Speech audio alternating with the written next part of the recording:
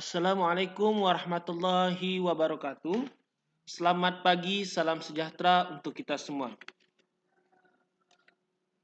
Siswa-siswi sekalian, kelas 10 MIPA. Pada video pembelajaran ini, kita akan lanjut pembelajaran kita materi matematika peminatan, yaitu tentang vektor. Nah, untuk memulai pembelajaran, seperti biasa, marilah kita berdoa menurut agama dan kepercayaan kita masing-masing. Berdoa dipersilahkan.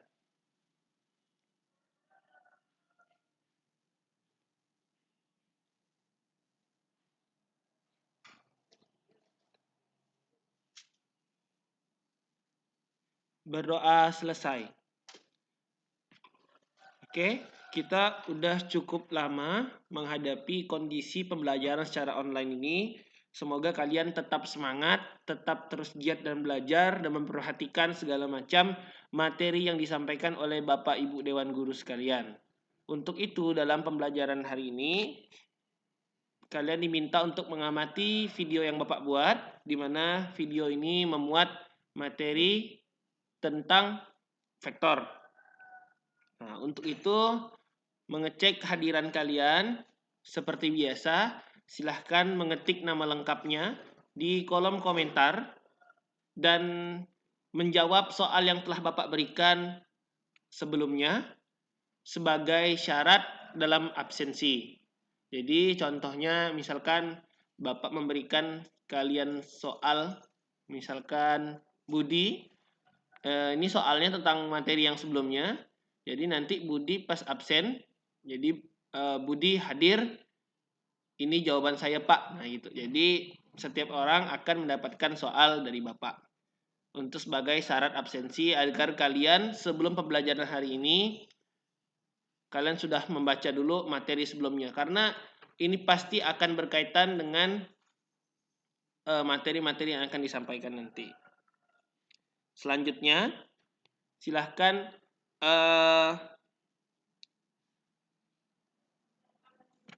kita masuk kepada penyampaian awal dulu. Ya, ini adalah kompetensi dasar. Kompetensi dasar dari pembelajaran vektor, materi vektor ini adalah yang pertama 3.2, menjelaskan vektor, operasi vektor, panjang vektor, sudut antar vektor dalam ruang dimensi 2 dan dimensi 3. Sedangkan KD 4.2-nya menyelesaikan masalah yang berkaitan dengan vektor, operasi vektor, panjang vektor, sudut antar vektor dalam ruang dimensi 2 dan dimensi 3.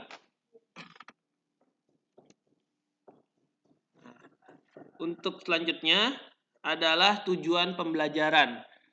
Ada dua tujuan pembelajaran kita di pertemuan ke-5 daring ini adalah yang pertama, siswa dapat menentukan panjang vektor. Yang kedua, siswa dapat menentukan vektor posisi suatu titik dengan diketahui perbandingan dua vektor ataupun menentukan koordinat titiknya. Nah, ini adalah tujuan pembelajaran yang harus kalian capai dalam pembelajaran hari ini. Memperhatikan tujuan pembelajaran tersebut berarti ada dua pembahasan yang akan kita bahas, yaitu yang pertama tentang panjang suatu vektor, yang kedua tentang perbandingan vektor. Oke, silahkan siapkan buku catatannya untuk mencatat hal-hal penting yang akan Bapak sampaikan dalam video pembelajaran ini. Oke, menentukan panjang vektor dari dua titik koordinat yang diketahui. Sebelumnya, Bapak ingin menyampaikan kalian sebuah pertanyaan.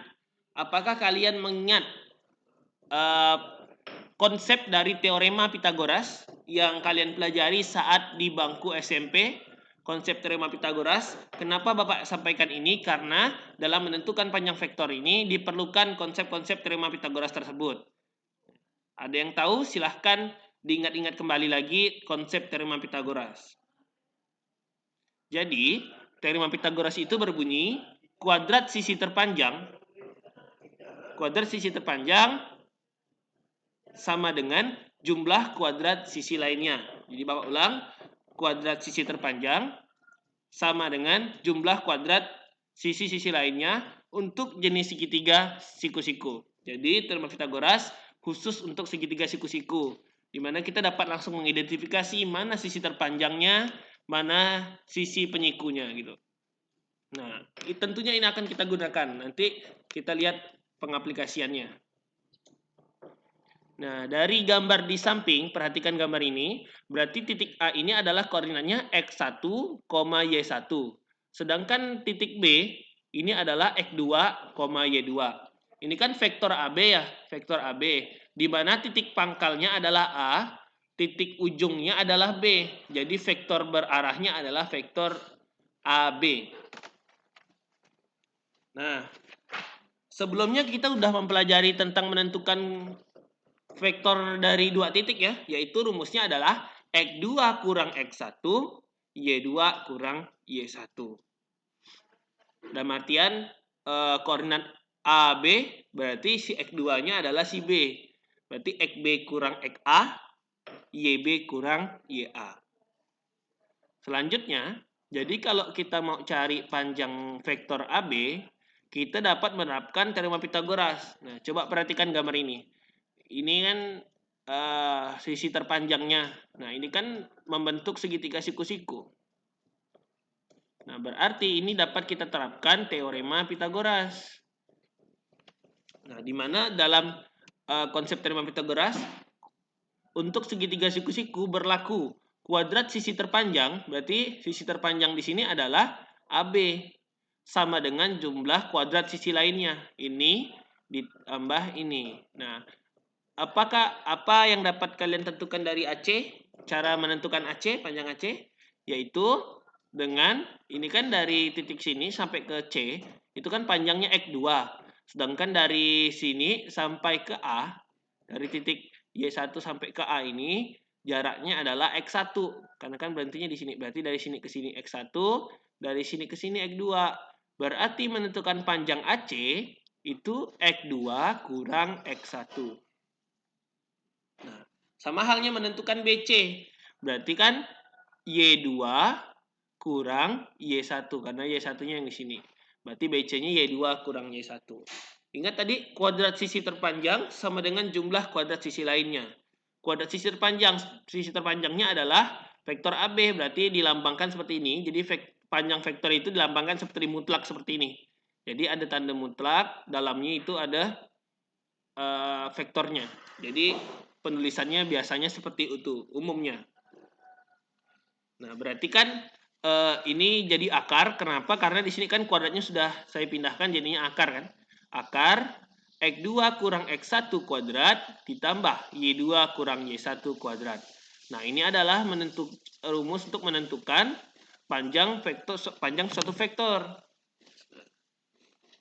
Terus Pak, bagaimana kalau misal seandainya vektornya udah diketahui, misalkan vektor AB itu adalah komponennya A dengan B, atau 2, 1, 3, min 5 gitu kan. Maka langsung saja kalian tinggal buat akar, komponennya itu kalian kuadratkan, 5 kuadrat tambah 3 kuadrat, contoh. Itu sebagai contoh. Nah, itu adalah konsep dari panjang vektor 2 titik koordinat yang diketahui. Contoh soalnya, ini koordinat titik A adalah min 1,3, 3,6. Berarti kita substitusikan saja. Jadi untuk dapatkan vektor AB-nya berarti kan 43. Nah, berarti panjang vektor AB karena 4 dan 3 udah diketahui, maka langsung saja. Berarti akar 4 kuadrat ditambah 3 kuadrat. 4 kuadrat 16, 3 kuadrat 9, 16 tambah 9, 25. Maka di sini akar 25. Berapa nilai akar 25? 5. Jadi, panjang vektor AB-nya adalah 5 satuan. Oke, seperti itu menentukan panjang satu vektor. Nah, kita coba masuk ke contoh soal 2. Di mana contoh soal 2 ini hanya kebalikan dari contoh soal pertama.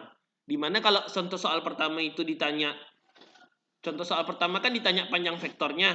Tapi ini panjang vektornya diketahui dan ditanyanya adalah koordinat titiknya yang belum diketahui. Jadi koordinat titiknya itu adalah A-nya min 1, C, B-nya 3,6. Yang ditanya panjang vektor AB. Tentukanlah koordinat titik A. Jadi vektor AB berarti kita carinya X2 kurang X1, Y2 kurang Y1. X2-nya berarti 6 ya. X ya. 3 ya. 3 dikurang negatif 1, 3 min 1. Nah, Y2-nya 6, 6 dikurang C. Berarti 3 min 1 kan 4. Karena min ketemu min plus. Jadi 3 tambah 1, 4. Yang bawahnya tetap 6 kurang C. Nah, ini rumus menentukan panjang vektor AB. Berarti akar kembalikan ke sini, berarti kan jadi pangkat. Jadinya di sini 5 pangkat 2. Karena panjang vektor AB 5. 5 pangkat 2 sama dengan ini 4 pangkat 2 ditambah 6 kurang C pangkat 2. Berarti ini 25.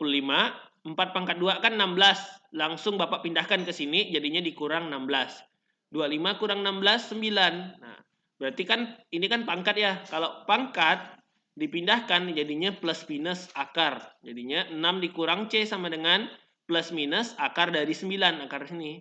Akar 9 kan 3. Berarti 6 dikurang C plus minus 3. Jadi yang pertama kalian gunakan yang positif. Yang kedua kalian gunakan negatif. Maka 6 kurang C sama dengan 3. Maka C sama dengan 3. Atau 6 kurang C sama dengan min 3. Maka C sama dengan 9. Jadi 3 dan 9 merupakan jawaban yang tepat juga untuk soal ini. Jadi kemungkinan koordinat titik A-nya itu ada 2. Bisa min 1,3 dan min 1,9. Karena dia tetap berjarak 5 satuan. Jadi ada 2 pilihan jawaban untuk koordinat titik A. Oke, seperti itu. Jika ada yang ingin tanyakan, nanti langsung ke kolom komentar ya. Kita lanjut dulu materi. Yang kedua, tentang perbandingan suatu vektor. Nah, dan ini juga akan berkaitan dengan materi kalian saat di SMP, yaitu menentukan koordinat titik yang berada pada suatu ruas garis yang mana perbandingannya diketahui. Nah, ini kita juga sama belajar di sini, cuman kita terapkannya dalam konsep vektor. Nah, dalam konsep vektor kita terapkan menentukan koordinat titiknya. Jadi dari gambar di samping diperoleh informasi bahwa P itu membagi vektor AB ya, dengan perbandingan AP banding PB, M banding N. Berarti nanti masalah simbol tinggal menyesuaikan saja ya. Nah, misalkan dia pakainya UVW misalkan. Ini menyesuaikan saja yang diketahui. Untuk menentukan koordinat titik P, maka kita perlu mencari vektor posisi dari P. Ingat ya, vektor posisi adalah suatu vektor yang mana titik pangkalnya adalah titik O atau titik pusat 0,0.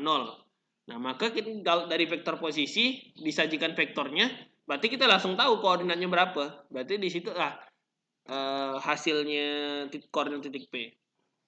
Oke, bagaimana cara menentukan hubungannya? Maka perhatikan penjelasan Bapak ini.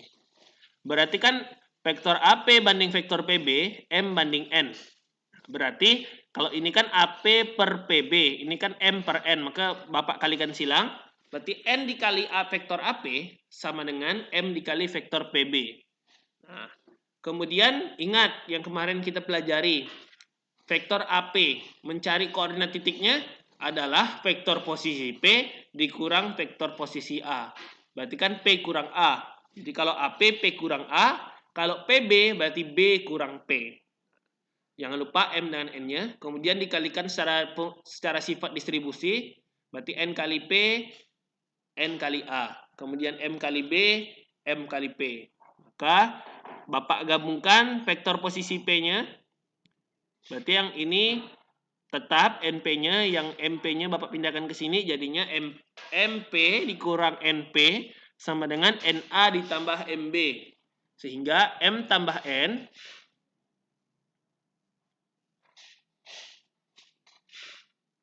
Oke, mohon maaf ya, ini tampaknya ada kesalahan, harusnya ini di sini positif ya. Karena kan ini tidak Bapak pindahkan, berarti NP-nya tetap harusnya ini positif. Maka di bawahnya tetap nih, M ditambah N kali vektor posisi P. Nah, kemudian N kali A ditambah M kali B. Maka kalau mencari vektor B, vektor posisi P, maka M tambah N-nya kan Bapak pindahkan ke sini jadinya pembagian. Berarti vektor posisi P sama dengan N kali A tambah M kali B per M tambah N. Jadi apabila diketahui perbandingan AP banding PB di mana P membagi AB, yaitu adalah M sama dengan M banding N, maka vektor-vektor posisinya, vektor posisi titik P-nya adalah NA tambah NB per M ditambah N. Oke, mari kita masuk ke contoh soal agar lebih memahami. Nah, contoh soal perbandingan dua vektor. Itu yang pertama adalah diberikan koordinat titik A, B, dan disampaikan bahwa titik P itu adalah membagi AB, sehingga perbandingan AP banding PB adalah 3:4. Kemudian yang diminta di soal ini adalah menentukan koordinat titik P. Berarti kita harus menentukan terlebih dahulu vektor posisi dari P. Nah, berarti A-nya kan 2,5. Berarti vektornya adalah 25. Vektor posisinya ya. Kemudian koordinat titik B-nya adalah 9,2. Berarti vektor posisi B-nya adalah 9, -2. Ini disajikan secara matrik baris. Lanjut, berarti AP banding PB adalah 3:4, maka M-nya adalah 3, N-nya adalah 4. Nah, berarti vektor posisi P dapat dirumuskan N kali A tambah M kali B per M tambah N. Berarti 4 dikali 25 tambah 3 kali 9-2 pernya 4 tambah 3. Berarti kalau misal perkalian skalar dengan vektor yang Bapak sampaikan di pertemuan sebelumnya, tinggal komponen vektornya tinggal dikalikan dengan 4. Berarti 4 kali 2, 8. 4 kali 5, 20. 3 kali 9, 27. 3 kali min 2, min 6. Per 7. Kalau misal penjumlahan dua vektor, lakukan dengan cara menjumlahkan elemen seletak. Berarti 4 tambah 27, 35. 20 kurang 6, 14. Sama juga ini perkalian vektor, berarti kan ini 1/7. 1/7 kali 35, 5. 1/7 kali 14, 2. Berarti vektor posisi P-nya adalah 5, 2. Dengan demikian dapat kita tentukan juga koordinat titik P-nya adalah 5,2. Seperti itu. Oke, sama yang sebelumnya juga. Jadi ini soalnya Bapak balik. Yang diketahui vektor posisi P-nya. Dan yang ditanyain adalah koordinat titik A-nya. Jadi diberikan koordinat titik A-nya adalah C,5 dan B-nya 9,-2. Nah, titik P membagi AB sedemikian sehingga AP banding PB sama dengan 3:4. Dan vektor posisi titik P-nya adalah 5, 2 ya. Jadi ini harusnya diketahui. Bapak lupa tambahkan, jadinya vektor posisi P-nya adalah 5, 2. Yang ditanyakan adalah koordinat titik A, karena di sini kan masih tersembunyi oleh C gitu kan. Jadi kita harus tentukan dulu nilai C-nya. Maka vektornya titik A-nya adalah C,5, maka vektor posisi A-nya adalah CI tambah 5J. Vektor posisi B-nya 9,-2. AP banding PB 3:4, maka M-nya adalah 3, N-nya adalah 4. Vektor posisi P N kali A tambah M kali B per M tambah N. 5, 2 karena vektor posisinya 5, 2. 4 kali C5 tambah C3 kali 9-2. Dapatlah hasil akhirnya 5, 2. 4C tambah 27. Terus 14 dibagi 7. Nah, berarti kan 5 ini sama dengan 4C tambah 27 per 7. Maka dengan demikian diperoleh bahwa 5 sama dengan 4C tambah 27 per 7. Berarti 5 dikali 7 sama dengan 4C tambah 27. Berarti 35 dikurang 27 sama dengan 8C, 4C. Berarti 35 kurang 27, 8 sama dengan 4C, maka C sama dengan 2. Karena nilai C sama dengan 2, maka koordinat titik A-nya adalah 2,5. Oke, seperti itu. Menyelesaikan soal perbandingan dua vektor. Tetap sama kepada kalian seperti pembelajaran kita semua sebelum-sebelumnya. Kalau kalian mau bertanya, silahkan tanya di kolom komentar Google Classroom. Bapak tunggu beberapa menit untuk kalian mengamati video pembelajaran ini terlebih dahulu. Silahkan langsung menanyakan hal tersebut di kolom komentar Google Classroom. Kita akan berdiskusi lebih lanjut lewat Classroom dan kita akan lakukan tanya jawab ya, karena mungkin ada yang kalian kurang pahami dan mungkin kurang Bapak sampaikan. Jadi kita akan tanya jawab di kolom komentar Google Classroom. Kemudian di akhir pembelajaran akan ada evaluasi bagi kalian, di mana evaluasi ini berkaitan dengan materi yang telah Bapak sampaikan. Jadi nanti Bapak sajikan soal, kalian menjawabnya, dan nanti akan langsung mengumpulkan pada batas waktu yang telah Bapak tentukan.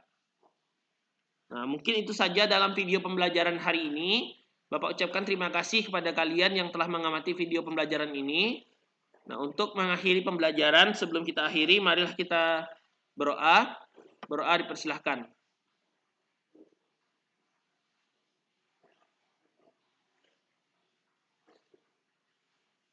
Berdoa selesai. Tetap semangat, tetap jaga terus kesehatannya. Tetap selalu perhatikan protokol kesehatan pencegahan COVID-19 agar semua terhindar COVID, dan kita akan segera belajar secara langsung, belajar secara luas agar ilmu pengetahuan dapat dicari dengan mudah dan dengan alami, dan kita dapat lebih pintar ke depannya gitu. Mungkin saja yang Bapak sampaikan. Jangan lupa setelah ini kita tetap diskusi di Google Classroom. Terima kasih. Bapak akhiri. Assalamualaikum warahmatullahi wabarakatuh. Selamat pagi.